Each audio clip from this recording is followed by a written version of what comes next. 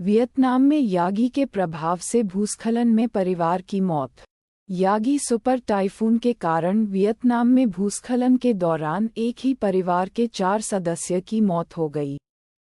शक्तिशाली तूफान के वियतनाम से गुजरने के बाद ये त्रासदी हो गई। राज्य मीडिया के अनुसार ये घटना वियतनाम के उत्तर में स्थित होआ बिन्ह प्रांत के पहाड़ी इलाके में स्थानीय समय के अनुसार लगभग मध्यरात्रि शनिवार शाम के 6 बजे BST के आसपास हुई। AFP समाचार एजेंसी के अनुसार एक 51 वर्षीय व्यक्ति घर से बाहर निकलने में सफल रहा, लेकिन उसकी पत्नी, बेटी और 2 पोते पोतियों की मौत हो गई जब पहाड़ी ढह गई।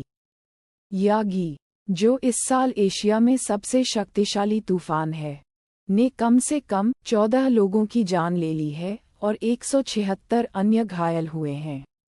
वियतनामी राज्य मीडिया के अनुसार मजबूत हवाओं और उड़ती हुई मलबे ने इमारतों और वाहनों को नुकसान पहुंचाया है और राजधानी हनोई में गिरे हुए पेड़ों के कारण बिजली की कटौती हो गई है।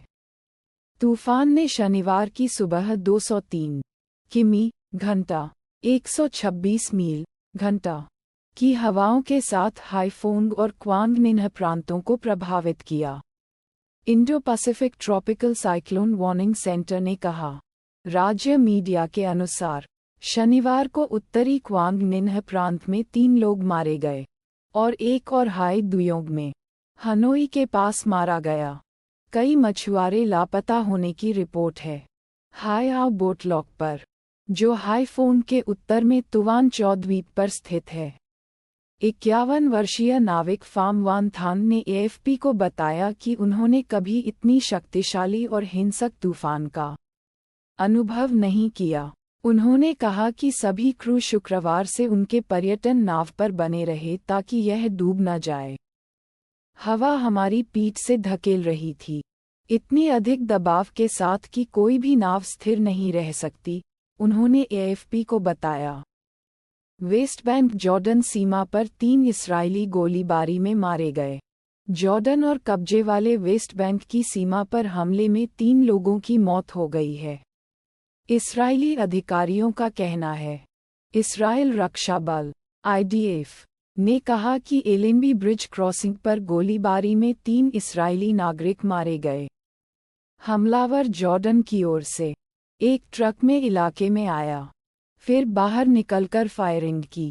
IDF ने कहा सुरक्षा बलों ने गनमैन को नष्ट कर दिया और IDF ट्रक की जांच कर रही है कि कहीं उसमें विस्फोटक तो नहीं है, एक बयान में कहा गया।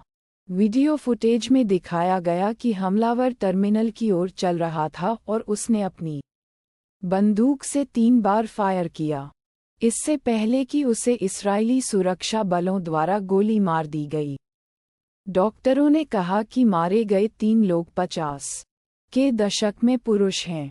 इस्राएली मीडिया के अनुसार जॉर्डन का कहना है कि उसने अपनी सीमा को बंद कर दिया है और इस घटना की जांच कर रहा है, जो एक इस्राएली नियंत्रित क्षेत्र में हुई थी जहां जॉर्डन की गाड़ियां वेस्ट बैंक में वस्तुएं उतारती हैं।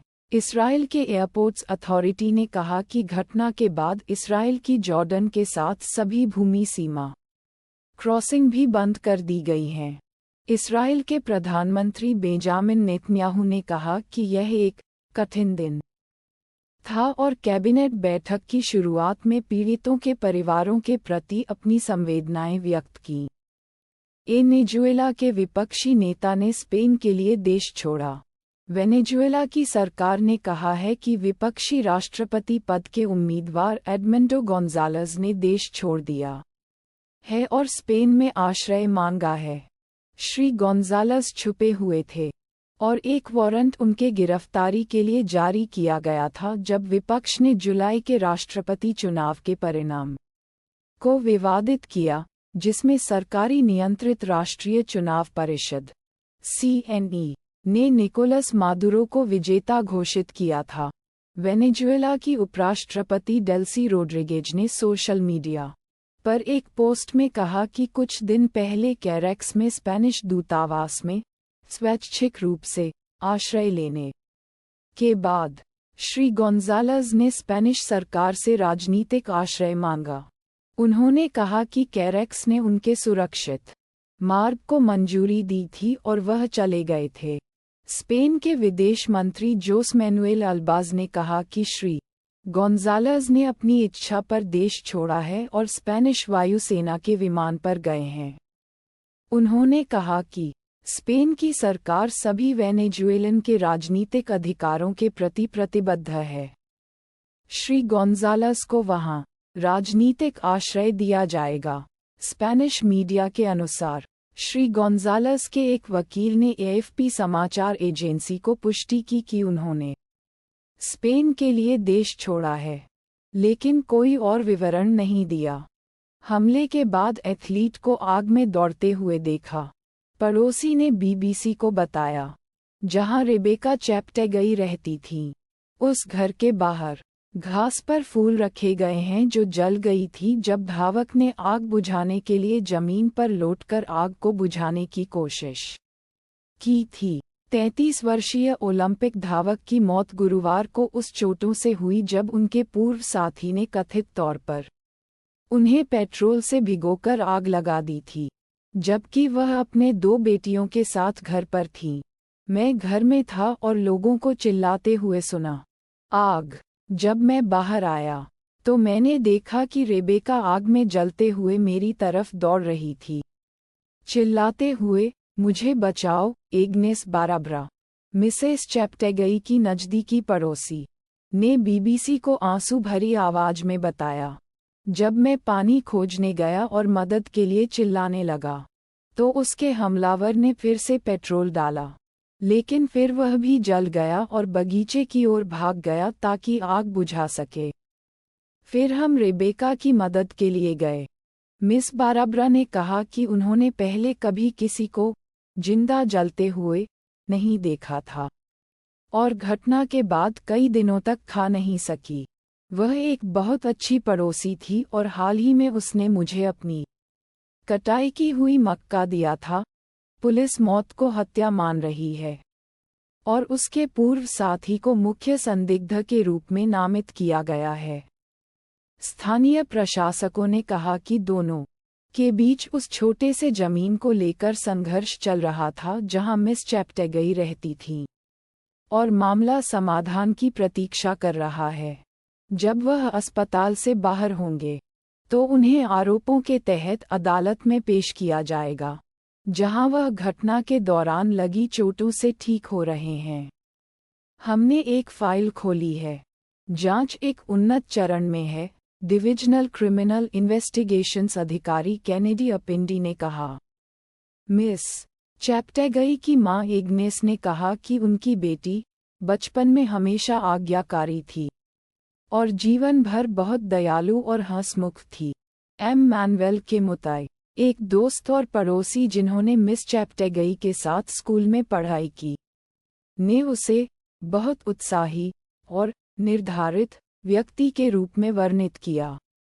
यहाँ तक कि प्राथमिक विद्यालय में भी वह एथलेटिक्स में बहुत अच्छा कर रही थी। वह हमारी चैंपियन थी, श्री किमुताई ने कहा। ओलंपियन केन्या उगांडा सीमा के केन्या की ओर पैदा हुई थी, लेकिन उसने अपने एथलेटिक्स सपने को पूरा करने के लिए उगांडा का प्रतिनिधित्व करने का निर्णय लिया जब उसे केन्या में सफलता नहीं मिली। टाइटैनिक के my heart will go on के सह लेखक विल जेनिंग्स का निधन।